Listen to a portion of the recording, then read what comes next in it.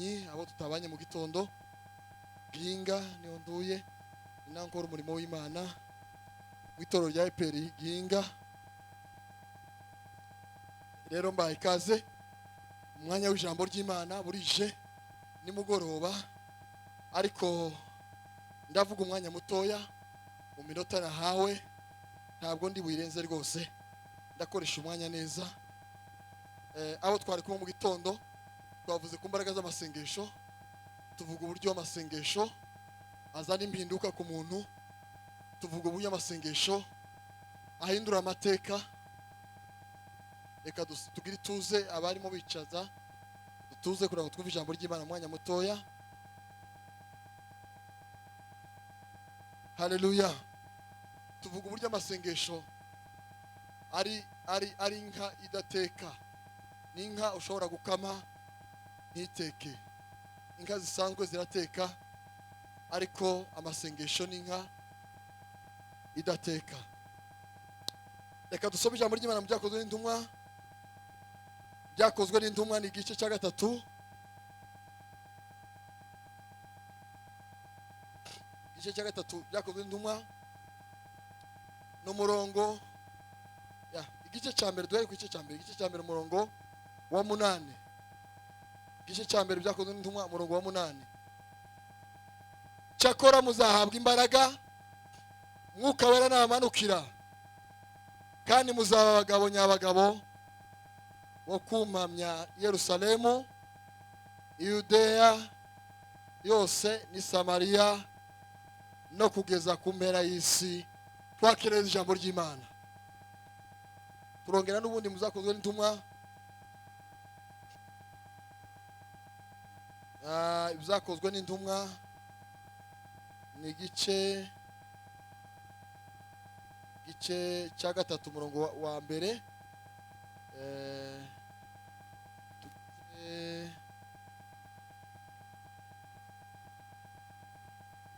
Ibyakozwe n'Intumwa dusome ni igice cya 2 umurongo wa 38 turangirize kuri 39.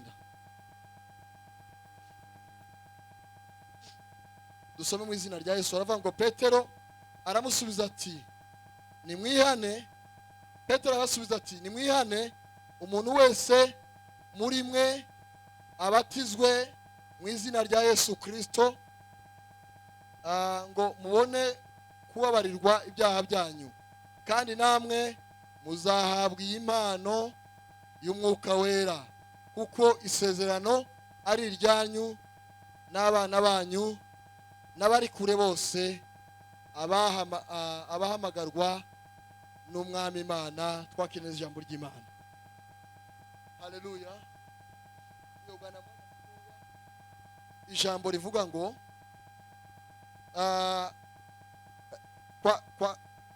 kwambara imbaraga za Mwuka Wera. Kwambara imbaraga z'Umwuka Wera iryo jambo tugiye kuganira mu mwanya mutoya. Tuvuge imirimo Umwuka Wera akora mu mutima w'umuntu. Umuntu umaze kwakira Mwuka Wera, imirimo ya Mwuka Wera mu mutima w'umuntu. Ndavuga ku mirimo mikeya gusa, nindangiza nsenge, nindangiza nicare. Bwana sifiwe. Isezerano twasigiwe Yesu ajya kuzamurwa, hari icyo yasigiye abigishwa biwe. Yabasezeranije kubasigira umufasha.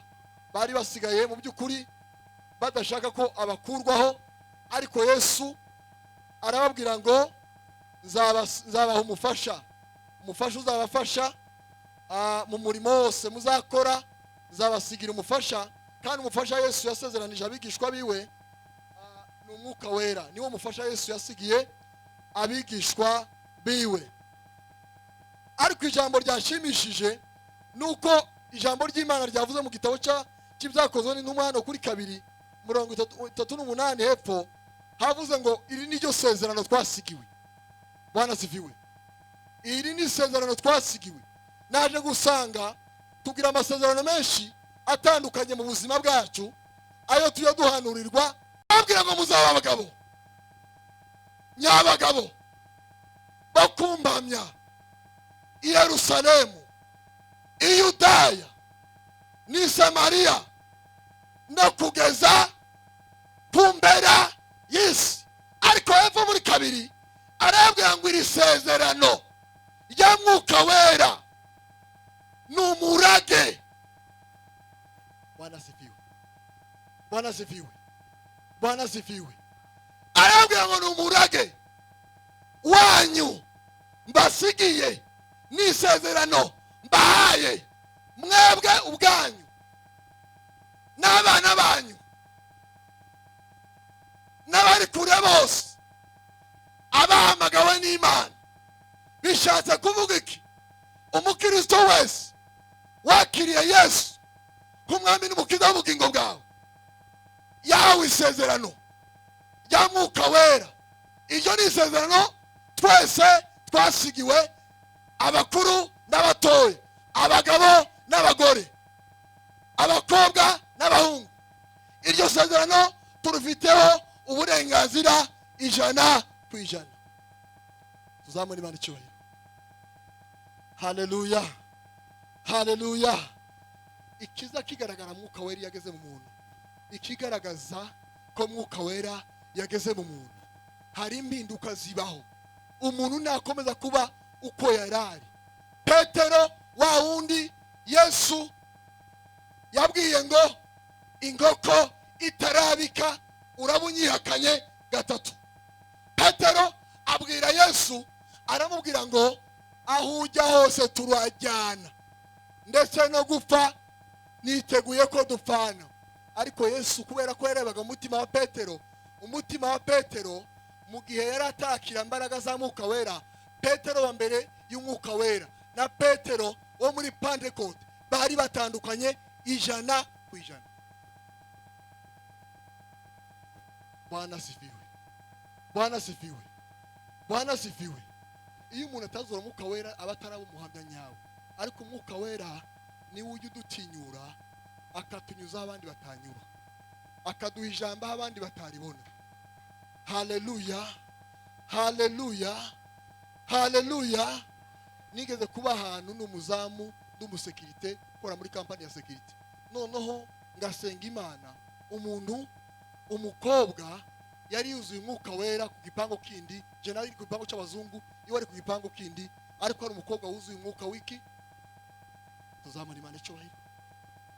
Haleluya, haleluya. Umukobwa uri mu Mwuka Wera w'Imana azatandukanye n'abandi bakobwa.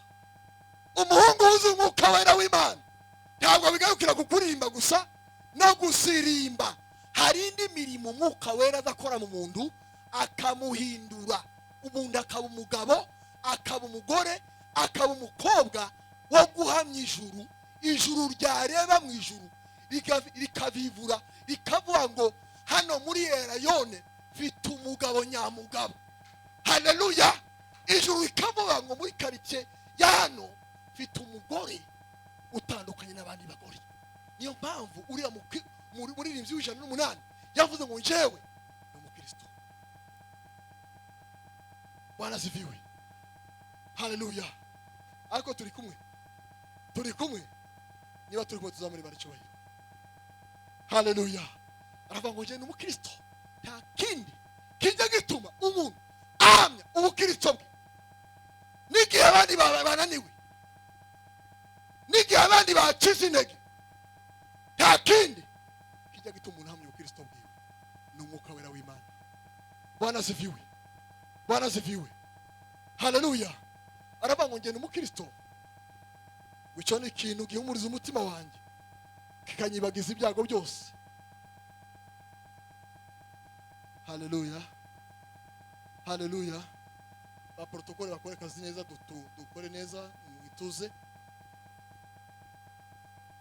Aravuga ngo njye ni umukristo, zahora ndiwe mu bintu byose ngeze kugupfa. Ikintu uwo mwana w'umukobwa yari umukristo, noneho ngewe ngakora ku gipango kimwe n'umusekirite, nawe ari mu kindi gipango dufatanyije ariko gifite urubibi rugabanywa n'igipango kimwe gusa aho ngaho hagati. Noneho ngewe ngasenga Imana, noneho iwe je kubera ko nakoraga umusekirite nkararabaza abazungu, iwe akavuga ngo Umwuka Wera yambujije amahoro. ntabwo ngewe yari umukozi wo mu rugo ariko usenga Imana yasengeraga muri Zion Temple. Noneho haravanga umwuka wera yambujije amahoro. Jewe ntabwo uzaza ajya kumena ibiryo by'abakire kandi hari umukozi w'Imana uri ku gipango ugomba kurya. Ndamubwira ati wa mukobwa we reka batazakwirukana mu kazi, reka fata ibyo kurya by'abakire banyu ubigumane, jewe nzaza ava mu rugo nariye nta kibazo nintanarya ibyo ndibikureba kandi Imana iguhemu iki. Arambwira ngo sinshobora umwuka w'Imana undimwo, ntabwo nshobora kurya ngo ndyame. Undi yaraye hariya agafata ibyo kurya ba bose baryamye akabizana tugahurira akampamagara akabipa telefone nkayifatira ku kindi gipangu. Noneho umunsi umwe nimo ndabwira imbaraga za mwuka wera uko zikora, zitinya mu bipango by'abakiri, tizitinya mu bipango by'abakome. Wakwimira umuntu ariko ndi wakwimira umwuka. Haleluya! Mwuka wera niwe uzi ukora ibitangaza, agakora ibyananiranye, imigozi ikomeye akayicagagura. Utukufu ni wa Mungu. Haleluya, haleluya. Umukobwa azana ibyo kurya. Umunsi umwe bose aramufata ari naniriwe ku kazi, naraye ko ndanirikwa. Aramufata aramubwira ngo ibi byo kurya ubijana he? Ni wowe amaze ibyo kurya byo mururu? Imana ifite imbaraga ye. Imana ifite imbaraga. Irazifite. Icyo kibose yari umukristo wo muri Zion nawe ariko umupagani wo mu Ruse. Yari umupagani wa hehe?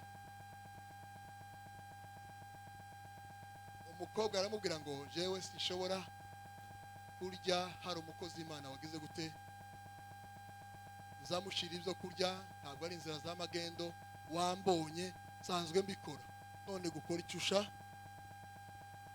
Umuboss arikakaza ati ndabanza ngo kubite izakabwa mbone kuguhambiriza imikeka. Umukobwa aramubwira ngo mbere yuko nkubita ndaririmba indirimbo imwe gusa numara nkubite. Aravuga ngo hari imbaraga z'igitangaza mu maraso yande, nako karimbo ko nyateye gusa, hari imbaraga z'igitangaza mu maraso. Umukobwa yizura umwuka wera, aja mu ndimi, aja muri ruga no mu buhanuzi. Wa mugabo akizwa niki? Akizwa niki? Haleluya! Umugabo aramubwira ngo mbabarira Imana itanyica, Imana yawe itanyica, none guhera uyu munsi ahubwo uzoza uteka n'amafiriti n'imireti n'ibyayi by'amata, umbwire n'amafaranga nyaguheze utekera umukozi wande ntaza gupfira hano imbere yawe. Zamuri Imana icyubahiro. Haleluya, haleluya. Narize sezera kariya kazi nagasezereje nyine ko narize sezera ndya ibyo kujya nshatse byo nibyo ndahurya mu rugo iwanje kagira gute, nawe murabiza umushara bazamu. Haleluya, Bwana sifiwe. Mwuka wera agira imbaraga, agira imbaraga, agira amaboko atugerera aho tutogera. Akamaro ka mbere mwuka wera azakora mu mutima w'umuntu, azamuha kwihana ibyaha n'ibicumuro byiwe. Bwana sifiwe. Haleluya. Ikikwereka umwuka wera ko yageze mu mutima w'umuntu, ajya yihana agato na kanini. Niyo mpamvu Petero yabwiye bajya abantu bamaze kuzura umwuka wera intumwa, umwuka wera amaze kumanukira intumwa, Petero ngo abantu baramubaza ngo se niki twakora? Hariya twasoma niki twakora kugira ngo natwe duhabwe izo mbaraga. Petero arababwira ngo nimwihane, muhindukire, mureke ibyaha. Maze iminsi ngenzura mu matorero nja kuvuga ubutumwa ahantu benshi, ariko mwuka yarambwiye ngo ikintu cyo kwihana cyarabuze mu matorero. Muzi impamvu Imana yateje umwuka wo kwica mu itorero rya mbere ry'indumwa Ananiya na Safira? Muzi uko byagenze? ni icyaha cyo kumenyera Imana. Icyaha cy'akamenyero cyatumye Imana yo mu ijuru cyagasuzuguro. Umunsi umwe ndacyari kuri ako kantu ko kwihana. Umunsi umwe ngo Ananiya na Safira ngo baje kugurisha isambu yabo, kandi ikintu ugurishije kiba ari icyawe. Iyo bakubwiye gutanga icya 10, amafaranga aba ari mu mufuka wawe, nta pasiteri uza gusaka umufuka wawe. N'abantu bajya babwira abantu ngo nimuze ujye ureka umuntu atange uko yahaswe.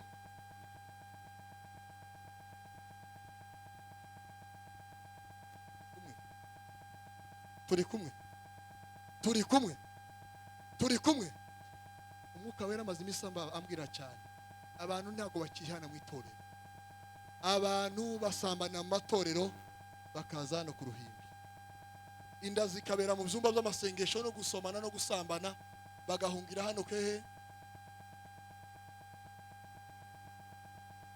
Abagore bagacinya abagabo babo bakambara Imana ntikangwa no kwisiga, ntikangwa n'umwenda mwiza uwo waturukaho wose, ntabwo ikangwa n'ibyo ngibyo. Ntabwo umwuka wera nigeze gusenga amasengesho y'ukwezi, Imana irambwira ngo byiringi nta kiza kinkanga, nta kintu kiza kinkanga. Dore ikintu kiza kinkanga byiringi. Ikintu cya mbere kiza kinkanga, nza ndeba isoko y'aho ikintu giturutse. Ndeba isoko mu ntegere neza, njya ndeba isoko y'aho ikintu giturutse, kareba isoko y'aho indirimbo nza ndeba isoko y'aho ururimi bavuze ruturutse, kareba n'isoko y'aho ijambo havuga rituru.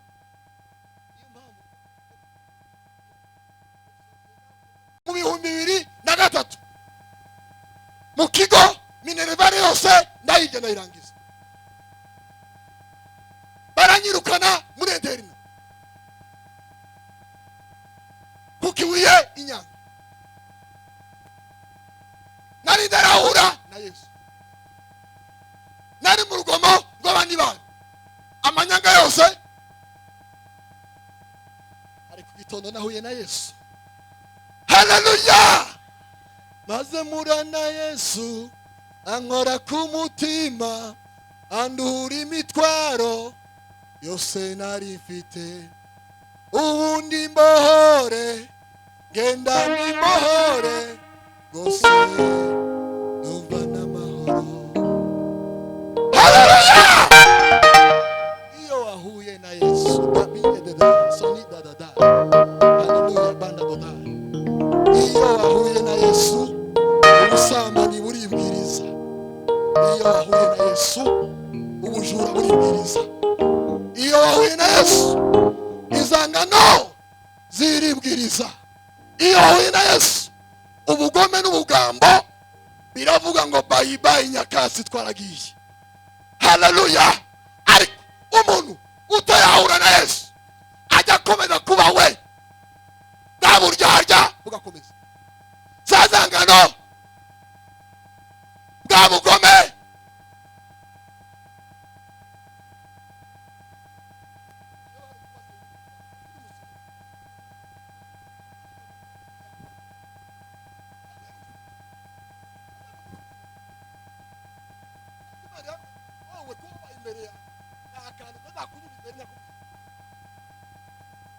Haleluya!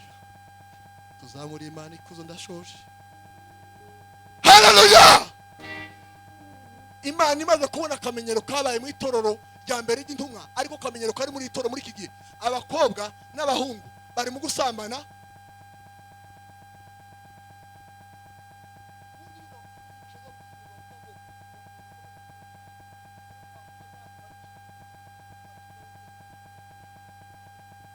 Bibiliya iravuga ngo ubuntu ntibuduha uburenganzira bwo gukomeza gukora iki. Haleluya! Iyo twakijwe turahinduka. Murabizi neza ko jewe byirigiro nshobora guhagarara hano byonyine ntanavuze ijambo ry'Imana, ubuhamya bwanje bwonyine bukabwiriza. Ubundi twebwe ubwacu turivuga butumwa.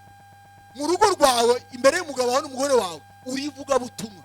Mu kazi ukoreramo urivuga butumwa. Utanavuze ingeso zawe nivuga butumwa no mu itorero utanavuze. Imana imaze kureba ibyo bintu, Ananiya na Safira irababaza ngo se isambu ikiri yanyu ntimwari mwifite uburenganzira bwose. Arababwira ngo niki cyatumye mubesha umwuka w'Imana? Niki cyatumye mubesha iki? Iyo dukora ibyaha mu nsengero, mu itorero, titwihane. Kandi ikindi mbwira abantu ugewe aho nduye, niba wihanye ihanire kureka. Ihanire. Abasambanyi ntibazaja mu ijuru, abajura nta juru, indyarya, abanyamagambo,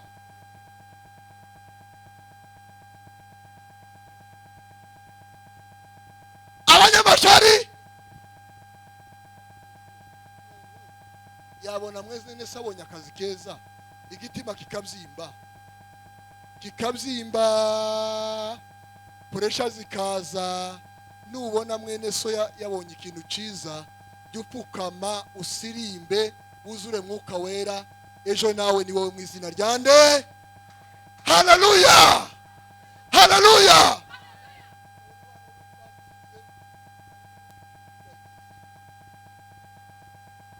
Ako shetani ni mubi.